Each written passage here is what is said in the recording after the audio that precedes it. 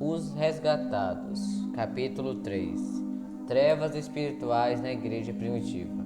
O apóstolo Paulo escreveu que para o dia de Cristo chegar, virá a apostasia e então será revelado o homem do pecado, o filho da perdição. Este se opõe e se exalta acima de tudo que se chama Deus ou é objeto de adoração, chegando até a assentar-se no santuário de Deus, proclamando que ele mesmo é Deus. Além disso, o mistério da iniquidade já está em ação. 2 Tessalonicenses 2, 3, 4 e 7. Até mesmo naquela época, o apóstolo identificou erros sendo infiltrados que preparariam o caminho para o papado. Pouco a pouco, o mistério da iniquidade realizou sua obra de engano. Os costumes do paganismo encontraram lugar dentro da igreja cristã, mas foram contidos por um tempo durante as intensas perseguições realizadas pelo paganismo. Quando as perseguições terminaram, o cristianismo se afastou da humilde simplicidade de Cristo e adotou a pompa dos sacerdotes e governantes pagãos. A suposta conversão do imperador Constantino foi motivo de grande alegria. A partir de então, porém, a obra de corrupção progrediu rapidamente. O paganismo, que parecia estar dominando, tornou-se o dominador. Suas doutrinas e superstições foram misturadas à fé daqueles que afirmavam ser seguidores de Cristo. O compromisso entre paganismo e cristianismo resultou no homem do pecado que a profecia predissera. Essa falsa religião é obra-prima de Satanás, um monumento a seus esforços de se assentar no trono para governar a terra de acordo com a sua vontade. Uma das principais doutrinas de Roma afirma que Deus deu autoridade suprema ao Papa sobre bispos e pastores do mundo inteiro. Mais do que isso, o Papa tem sido chamado de Senhor Deus, o Papa, e declarado infalível. A mesma reivindicação que Satanás fez no deserto da tentação continua a ecoar por meio da Igreja de Roma, e grande é o número dos que lhe rendem adoração.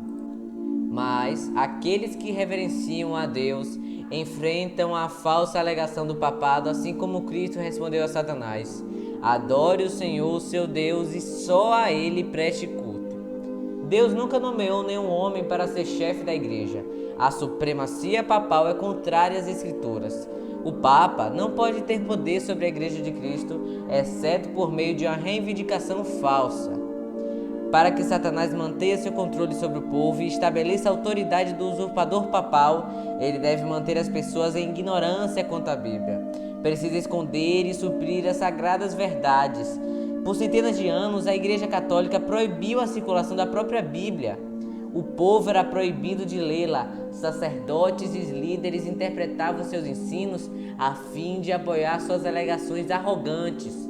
Dessa maneira, o Papa passou a ser reconhecido por quase todos como o governante designado por Deus para a terra. Como o sábado foi mudado. A profecia de Daniel 7 declarou que o papado tentaria mudar os tempos e as leis. Em substituição à adoração a ídolos, a adoração de imagens e relíquias foi gradualmente introduzida na adoração cristã. O decreto de um concílio geral finalmente estabeleceu a idolatria. Roma ousou remover o segundo mandamento da lei de Deus, que proíbe a adoração de ídolos, e dividir o 10º mandamento em 2, a fim de conservar o total de 10.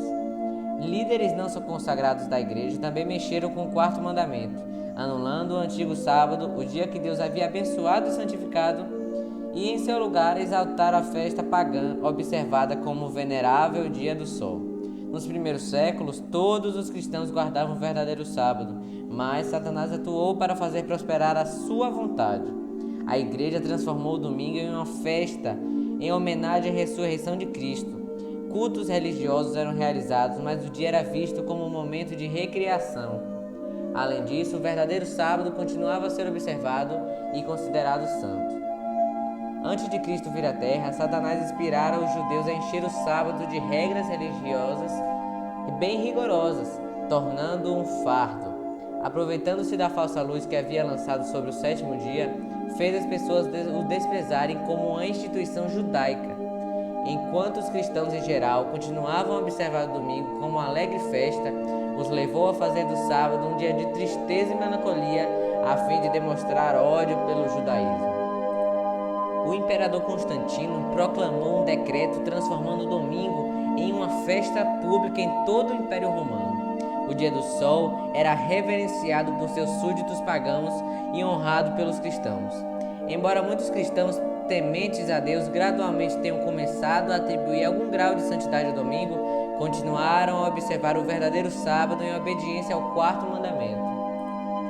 O arqui-enganador não havia completado sua obra. Grandes concílios foram realizados, dos quais participavam autoridades do mundo inteiro. Quase todos os concílios rebaixavam o sábado um pouquinho mais, ao passo que exaltavam o domingo. Foi assim que a festa pagã finalmente passou a ser honrada como uma instituição divina, enquanto as pessoas começaram a considerar o sábado bíblico uma relíquia judaica, pronunciando a maldição sobre sua observância. O grande apóstata ousou mudar o único mandamento da lei divina que aponta para o Deus vivo e verdadeiro. O quarto mandamento revela que Deus é o Criador, e a fim de comemorar a obra da criação, Deus santificou o sétimo dia como dia de descanso para a humanidade. Foi designado para manter Deus sempre vivo na mente das pessoas como objeto de adoração. Satanás trabalha para afastar os seres humanos da obediência à lei de Deus.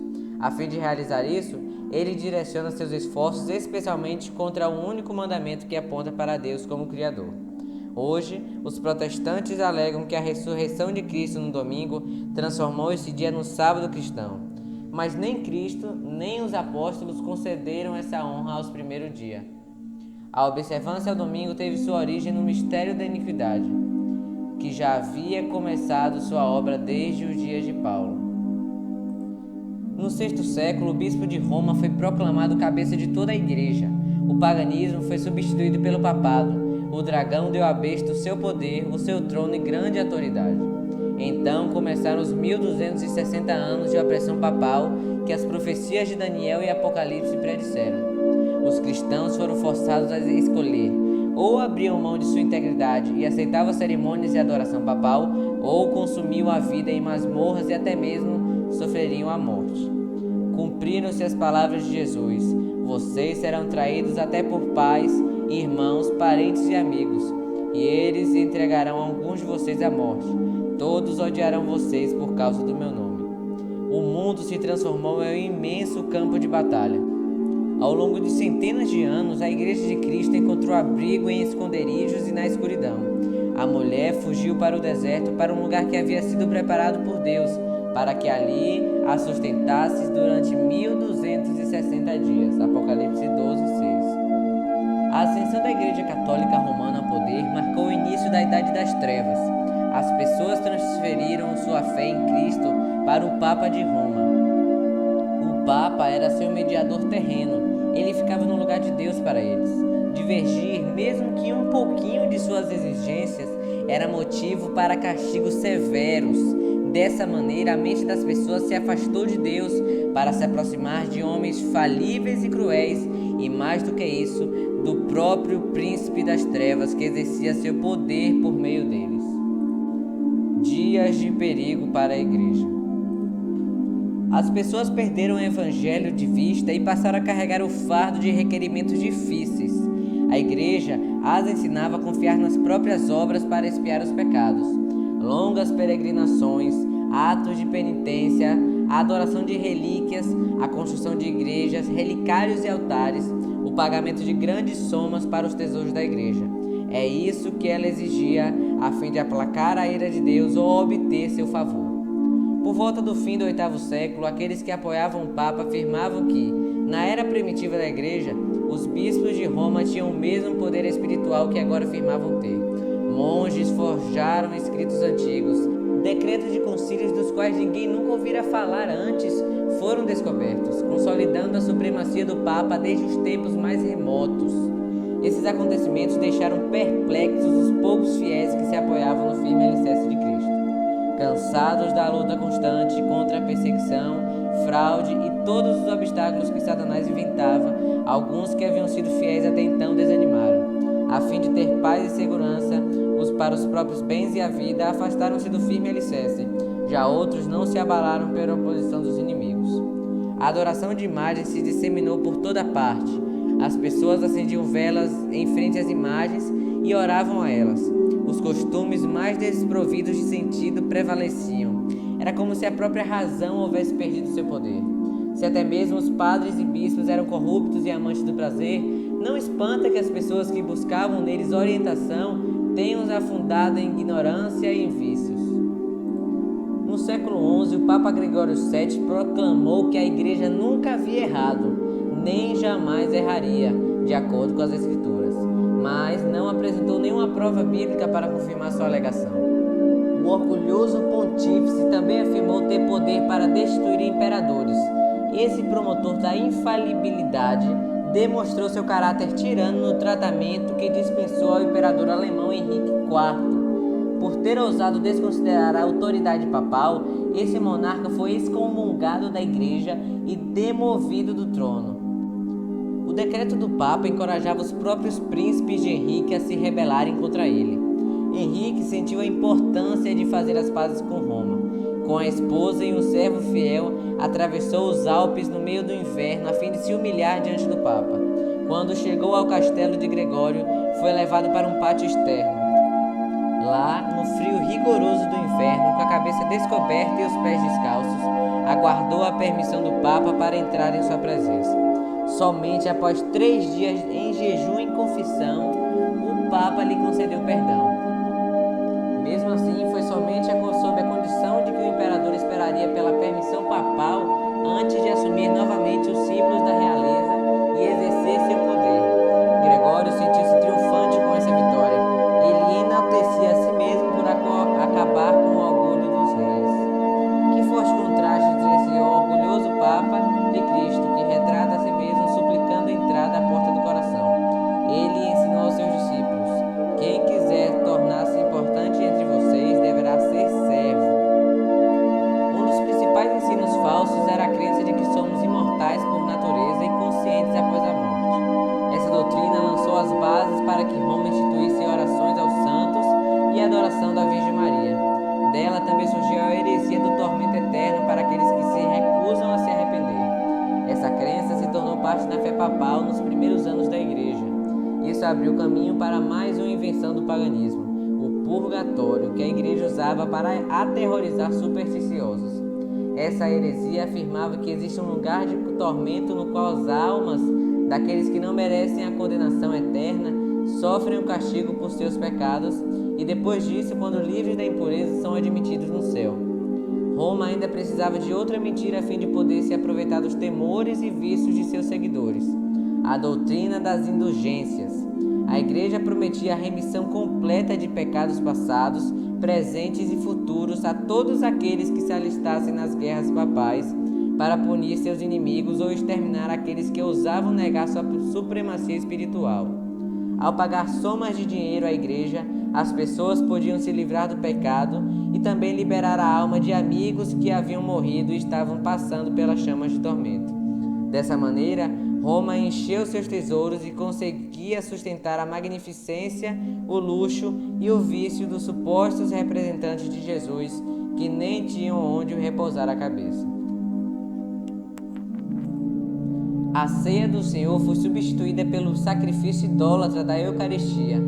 Sacerdotes papais alegavam transformar o simples pão e vinho no verdadeiro corpo e sangue de Cristo. Com presunção blasfêmia, reivindicavam abertamente o poder criador do Deus que fez todas as coisas. Os cristãos eram compelidos a professar a fé nessa heresia que insultava o céu ou enfrentar a morte. No século XIII, a Igreja instituiu a arma mais terrível do papado, a Inquisição. Em seus concílios secretos, Satanás e seus anjos controlavam a mente de homens maus. Um anjo de Deus estava no meio deles de forma invisível, fazendo terrível registro de seus decretos perversos, escrevendo a história de atos terríveis demais para os olhos humanos contemplarem. Babilônia, a grande, estava embriagada com o sangue dos santos. O corpo dilacerado de milhões de mártires clama a Deus por vingança desse poder apóstata. O papado havia se tornado o déspota do mundo. Reis e imperadores se submetiam aos decretos do pontífice romano. Por centenas de anos, as pessoas aceitaram as doutrinas de Roma sem questionar, honravam o clero e o sustentavam liberadamente. Desde então, a Igreja Católica nunca conquistou maior dignidade, esplendor ou poder. Mas o meio-dia do papado foi a meia-noite no mundo. As escrituras eram praticamente desconhecidas. Os líderes papais odiavam a luz que revelaria seus pecados. Como foi removida a lei de Deus, o padrão de justiça, vícios eram praticados sem restrições. Os palácios dos papas e de outros líderes da igreja eram cenários de vil imoralidade.